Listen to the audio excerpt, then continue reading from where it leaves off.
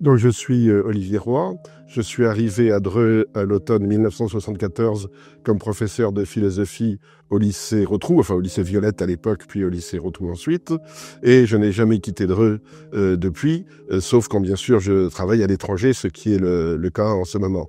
Donc je suis professeur à l'Institut universitaire européen de Florence, en Italie, en sciences politiques, depuis une quinzaine d'années maintenant. Et je continue à temps partiel pour le moment. Alors ma spécialité, c'est sciences politiques en général. Pendant très longtemps, ça a été essentiellement les questions d'islam. J'ai donc travaillé sur l'islam, je dirais au deux bouts du spectre. D'une part sur Dreux, sur justement l'arrivée des secondes générations, au moment où j'étais professeur, dans la manière dont ils se situaient par rapport à l'islam.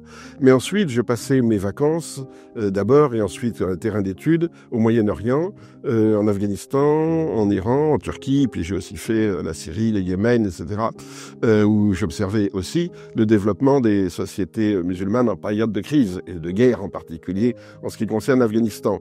Donc en gros, mon intérêt pour l'islam, c'était, je couvrais tout le spectre, des pays d'origine à l'immigration. Mais je ne faisais pas que ça. Je ne suis pas un historien de l'immigration. Je travaille sur les questions religieuses en général et en particulier sur les relations entre religion et culture, y compris évidemment le christianisme.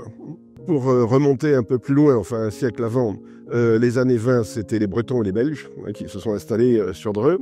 À la fin des années 30, après la guerre civile d'Espagne, Maurice Violette a accueilli des réfugiés républicains espagnols. Donc ça a été aussi une vague d'immigration, pas très importante mais très active. Après, il ne s'est pas passé grand-chose jusqu'au début des années 60. Et là, on a eu deux événements au début des années 60.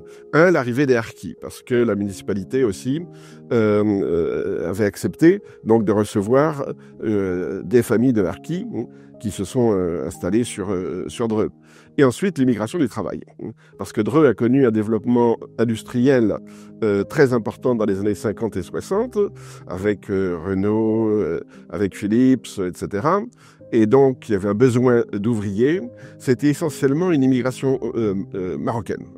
La majorité des immigrés à Dreux sont marocains.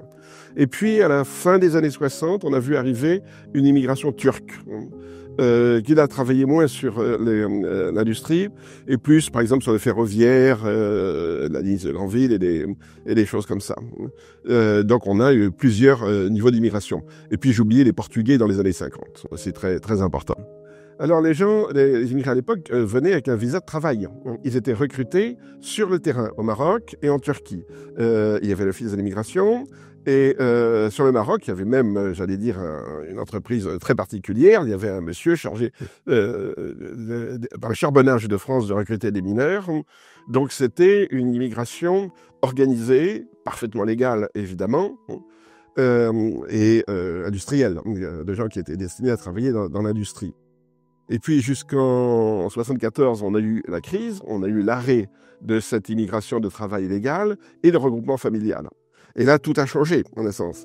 C'est-à-dire, avant, c'était des célibataires, essentiellement, qui étaient dans des foyers, sur les plateaux ou ailleurs. Et d'un seul coup, on voit arriver des familles, très souvent avec des petits-enfants, mais aussi, à partir de 74, des naissances ici, sur Dreux.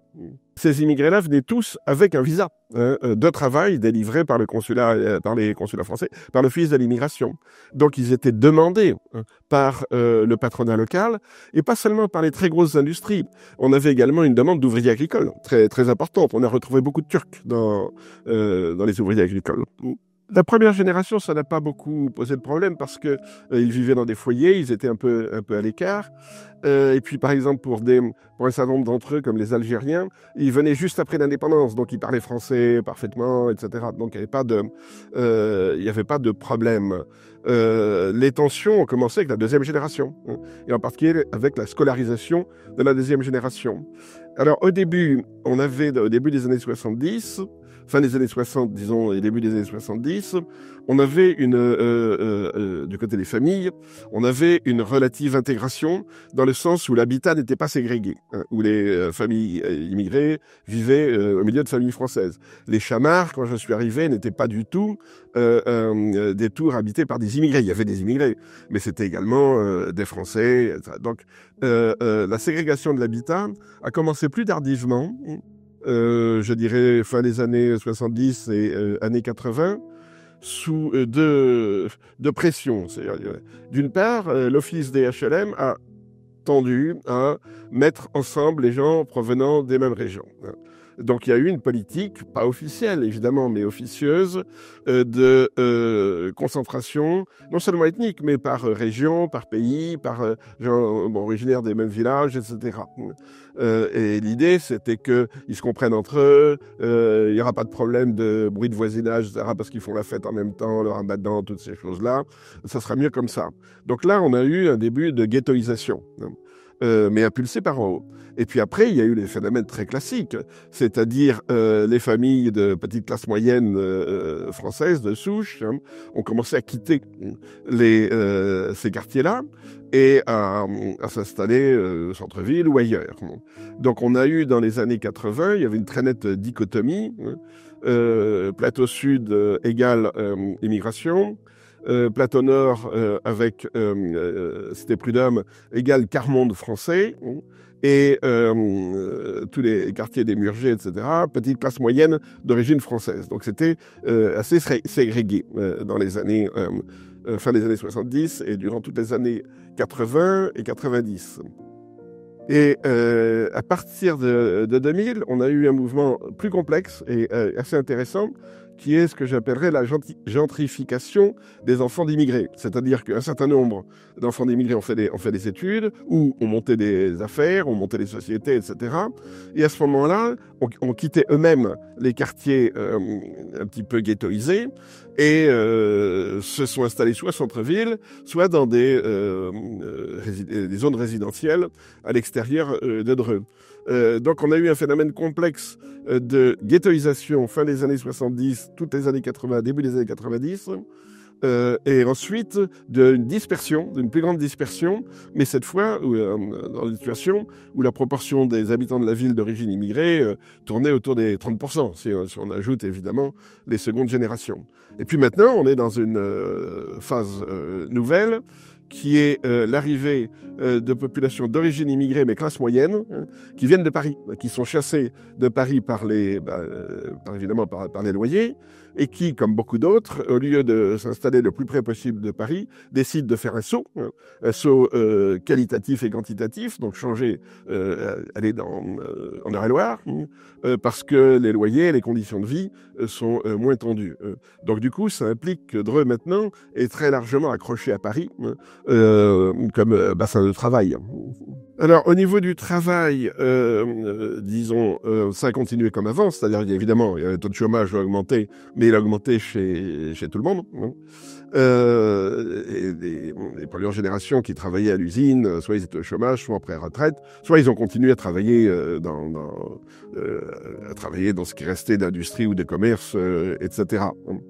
Ensuite, on a vu se développer un business d'origine immigrée, par exemple les marchés, les gens qui les régissent, les Turcs se sont lancés dans la construction, dans le bâtiment. Ils ont pris les Turcs ont pris la succession des Portugais dans la construction drouaise. Donc, on dirait que beaucoup ont pris des créneaux, soit qui existaient déjà comme la construction, soit se sont construits des créneaux. Et maintenant, on a la petite restauration et même la restauration tout court, les barbeurs, etc. Il y a donc une économie, il y a toujours eu une économie, disons, ouverte à la main-d'œuvre d'origine immigrée, seconde génération, etc. Et puis, beaucoup de jeunes d'origine immigrée qui ont réussi leurs études ont quitté Dreux, comme beaucoup de jeunes Drouais, parce qu'ils ne trouvaient pas, évidemment, les positions correspondant à leur niveau d'études et à leurs ambitions. Donc, ils sont partis ailleurs. Donc, en fait, si vous voulez, c'est un mouvement tournant. Hein. Ça n'est pas une espèce de construction de la ville en deux parts, comme ça a été décrit dans le livre de Madame Tribala en 2000, hein, où elle définit la ville comme un centre peuplé de vieux blancs, entouré par des plateaux peuplés de jeunes maghrébins. Bon, c'est pas comme ça. Enfin, dans l'image des gens, dans la représentation des gens dans les années 90, c'est comme ça qu'effectivement que les gens voyaient les choses. Mais d'un point de vue démographique, on a des courants centrifuges et centripètes en permanence. Sur le plan du travail, je dirais plutôt il y a eu coopération, répartition des niches, mais pas concurrence. Ça, c'était très clair. On pourrait même pousser un peu plus loin en voyant, prenons, je prends des exemples un peu empiriques, hein, les taxis, où tout ce qui est VTC, etc., c'est plutôt des gens d'origine immigrée, et tout ce qui est taxi traditionnel, c'est plutôt des gens d'origine française. Et ils sont pas en concurrence. Hein. Ils ont chacun un créneau très précis, très particulier. Donc sur le plan du travail, la concurrence n'est pas sur le plan du travail. C'est pas là qu'il y a des problèmes. On voit aussi, par exemple, dans les lycées et les collèges, la montée des professeurs d'origine immigrée. Quand moi je suis arrivé en 74, il n'y en avait aucun. Aucun. Et puis, petit à petit, on a vu, alors ça a commencé plutôt par les lycées techniques, bien sûr, avec des garçons, et ensuite dans les lycées classiques avec des femmes, mais qui, elles, étaient profs de français, voire de latin grec, et des choses comme ça. Dans le journalisme, si vous regardez la liste des journalistes locaux, vous voyez très très bien qu'à un moment donné, on a des gens dont les noms sont d'origine immigrée. Je ne pose aucune hypothèse sur leur trajectoire réelle. Les médecins, les avocats, etc. Donc on peut pas dire qu'il y a d'un côté une activité économique ethnique, c'est-à-dire essentiellement tenue par des gens d'origine immigrée, et de l'autre côté des postes et des positions essentiellement réservés aux gens de souche, comme on dit. Non, c'est sur le marché du travail, c'est très mélangé. Et surtout, on voit ce glissement, je dirais, de la bourgeoisie. C'est clair que en bas de l'échelle sociale, on a plus de gens d'origine immigrée. Mais en haut de l'échelle sociale, on voit la montée de classe moyenne, voire supérieure, de gens d'origine immigrée. En particulier, l'hôpital.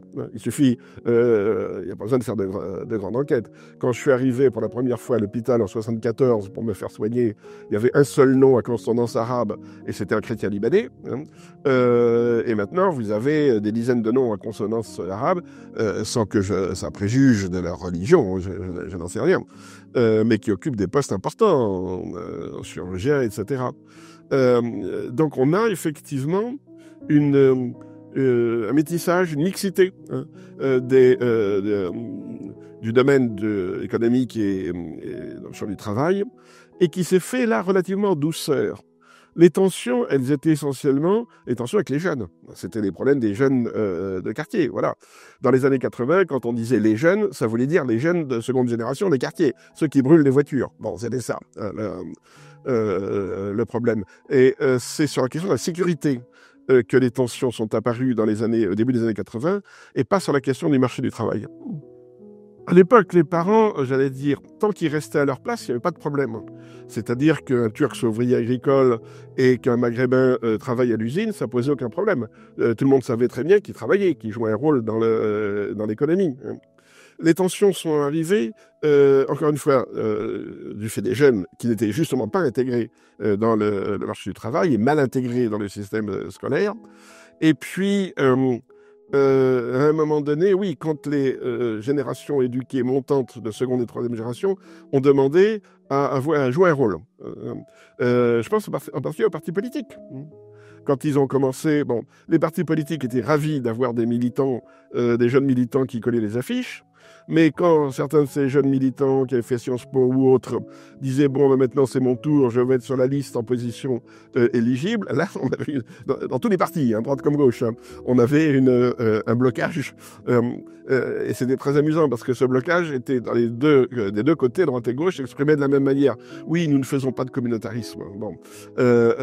Donc on a eu ce discours d'intégration qui s'est paradoxalement retourné contre ceux qui étaient les plus aptes à s'intégrer et les plus demandeurs d'intégration. C'est un peu ça le paradoxe, si vous voulez.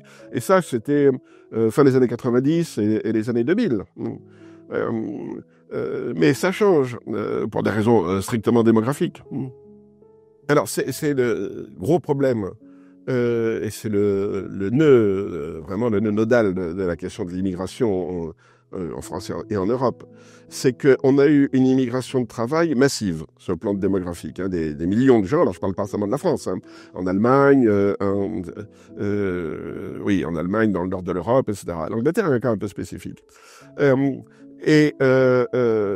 l'esprit de tout le monde, y compris des immigrés, des travailleurs immigrés, c'était une immigration de travail temporaire, et à la fin, on devait rentrer au pays. Bon. Et puis, en 1974, la décision d'autoriser le regroupement familial a fait que c'est le phénomène inverse qui s'est passé. Au lieu que les hommes adultes rentrent rejoindre leur famille au Maghreb ou en Turquie, ils ont fait venir leur famille. Et ça, c'est une décision qui a été prise par Giscard d'Estaing. C'est la droite qui a pris cette décision. Alors, au début, c'était vu comme une espèce de compensation. On n'a plus besoin de vous dans le domaine du travail, on vous autorise à faire venir votre famille et débrouillez-vous, quoi, en gros. Donc, aucune politique d'intégration, d'assimilation, etc. Et là, comme justement il n'y avait pas de projet d'établissement en France de la part de la première génération, ils n'ont pas su se comporter par rapport à leurs enfants. Ça, moi, je l'ai vu à Dreux. Il y a plusieurs phénomènes ici qui se croisent. D'une part, cette émigration du travail était une émigration de gens du peuple. Pour le Maroc, très largement une immigration d'origine rurale, de gens peu ou pas éduqués. Et c'est une immigration qui est venue sans ses élites. Ça ne veut pas dire qu'on n'avait pas d'élite arabe ou musulmane en France, on en avait, des étudiants, etc. Mais il y avait une coupure totale entre l'élite intellectuelle d'origine arabo-musulmane et la population travailleuse d'origine arabo-musulmane. Ils ne se connaissaient pas, ils ne se parlaient pas, ils ne s'entendaient pas, évidemment. Un étudiant marocain venu faire des études de médecine, etc., il fréquentait un milieu de médecins français. Il n'allait pas descendre dans les banlieues pour se mettre au service du peuple, comme on dirait, etc. C'était pas son objectif. Même chose pour les imams.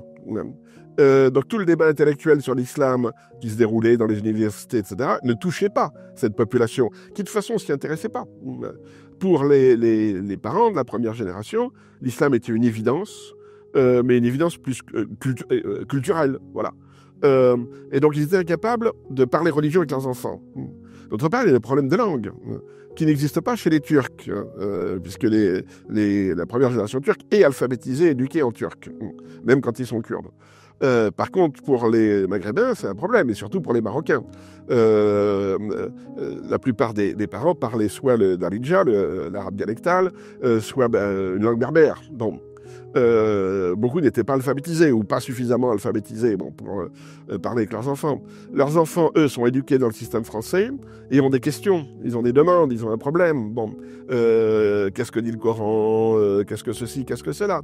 Les parents sont incapables de répondre ou répondent de manière, soit ils répondent de manière autoritaire, soit ils abandonnent. Ils abandonnent, ils deviennent démissionnaires. Et on a ces deux réactions, donc un conservatisme étroit et borné, ou bien une démission générale et parents qui laissent tomber. Donc cette jeune génération s'est trouvée complètement en porte-à-faux.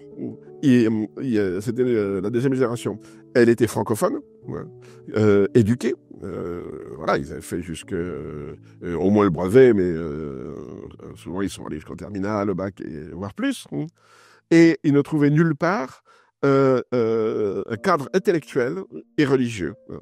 Et ils ne le trouvaient pas dans les mosquées non plus, parce que les imams des mosquées, ça reste souvent très vrai, c'était très souvent des gens qui n'avaient pas de formation d'imam, Et puis, comme ils étaient pieux, ils avaient bonne réputation, alors on le prend comme imam.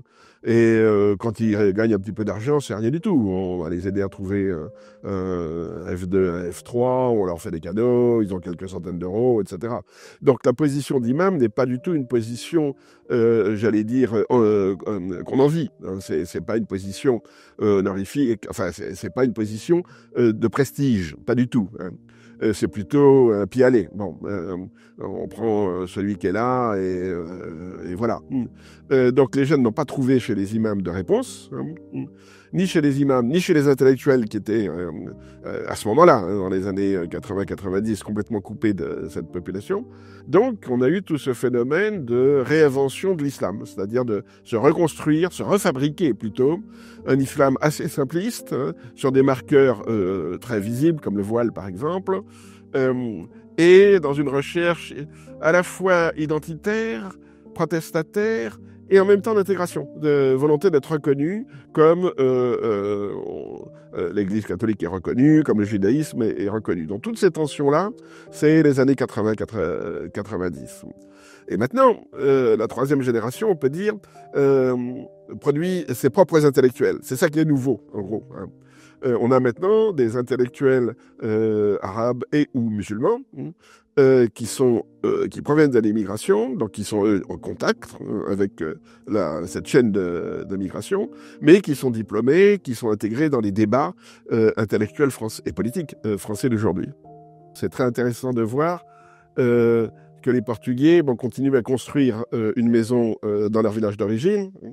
Et ensuite, certains sont retournés. Alors, certains retournent uniquement à la retraite, d'autres retournent toute la famille, et d'autres ne retournent jamais.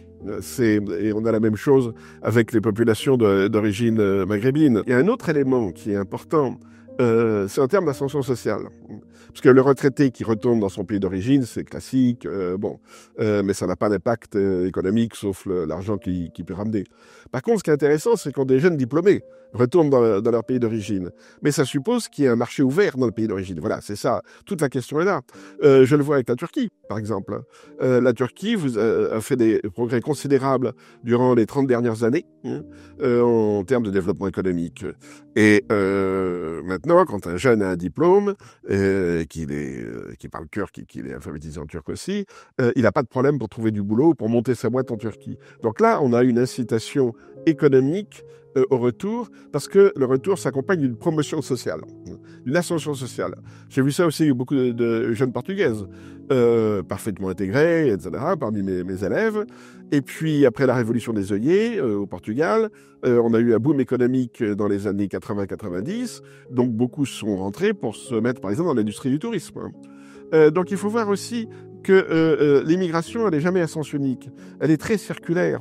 On voit maintenant des gens qui n'arrivent pas vraiment à dire où est-ce qu'ils sont basés. Hein. Ils ont une entreprise, par exemple, d'import-export. Ils travaillent entre la France et le Maroc. Ils ont investi en France, ils ont investi au Maroc. Tantôt, on les retrouve même en politique dans un pays, puis dans l'autre, et aller-retour. Donc, c'est maintenant plus une circularité, je dirais, que des allers-retours. Mais on continue à penser en termes d'aller-retour. Alors qu'autour de la Méditerranée, les allers-retours, c'est fini. Hein. On est dans des relations de circularité, aussi bien démographiques qu'économiques. Il y a toujours eu de bonnes relations avec le Maroc pour une raison très simple, c'est que la transition vers l'indépendance totale, la transition du protectorat à l'indépendance s'est faite très, très proprement. Et puis, il n'y avait évidemment pas les pieds noirs, ou très peu, français au Maroc. Donc, il y a une continuité politique. La monarchie marocaine a toujours joué la carte française. La monarchie a toujours été parfaitement francophone et parfaitement francophile. Bon, même s'il y a eu des petites tensions de temps en temps. Et d'autre part, alors je dirais pour les industriels, etc., c'était pas leur problème de savoir si c'était marocain ou algérien. Simplement, c'était beaucoup plus facile d'organiser une immigration légale à partir du Maroc parce qu'il y avait la totale coopération des autorités administratives marocaines. Alors qu'en Algérie, le gouvernement algérien n'aurait jamais laissé l'organisation d'immigration française installer des bureaux au Sahara et des choses comme ça. Donc c'est essentiellement, je dirais, la raison c'est essentiellement la manière dont l'indépendance s'est faite totalement différente entre l'Algérie et le Maroc. Alors, je dirais, en dehors des tensions réelles qui ont eu, entre autres, pour conséquence la montée du Front National à Dreux dans les années 80, on peut dire que l'immigration à Dreux a d'abord été un boom démographique. Dreux était une petite cité qui ronronnait un petit peu. En gros, c'était un marché paysan jusqu'aux années 50. C'était l'aristocratie, je dirais, de la terre qui tenait la ville et qui tenait la région. Donc là, on a eu l'entrée dans la modernité, la pleine modernité. Elle s'est accompagnée, elle s'est faite aussi avec l'immigration. On peut pas séparer les deux, c'est clair. D'autre part, là, il faut interviewer des secondes générations d'immigrés. Mais moi, ce qui me frappe, c'est que ces secondes générations sont souvent très attachées à Dreux, et reviennent faire carrière à Dreux, que ce soit sous des formes différentes. Parce que Dreux, c'est toujours resté quand même une petite ville où tout le monde se connaît plus ou moins, où l'administration est accessible, etc., quoi. Donc il y a un visage humain sur Dreux qui tient à sa taille. Donc je crois que dans les deux sens, ça a fonctionné positivement. Le grand problème, c'était le problème de la sécurité dans les années 80, 90. C'était ça, le grand problème. Mais ça a beaucoup changé, cette question de sécurité. Je me rappelle, quand on prenait le train à la fin des années 80, début des années 90, il y avait toujours des problèmes à l'intérieur du train, des bagarres, etc. C'est complètement fini. Alors, je dirais pas que je prends le train tous les matins à 5 heures, loin de là. Mais ça a beaucoup changé. Maintenant, quand on prend le train le matin, on voit une population manifestement d'origine immigrée, en costard-cravate, en tailleur, et qui sont en train de négocier des contrats avec leur téléphone. Bon, ça, c'était impensable il y a 20 ans ou 30 ans. Impensable. D'ailleurs, ils ne prenaient pas le train à 5 heures du matin. C'était plutôt quand ils le prenaient le soir pour aller faire la fête à Paris qu'il y avait des problèmes. Bon. Donc, on a un changement, là. Qui se traduit aussi, je dirais, par d'une manière un vieillissement démographique du côté des immigrés, parce que tout le monde sait que les deuxièmes générations font moins d'enfants que les premières. Donc on a une espèce d'homogénéisation.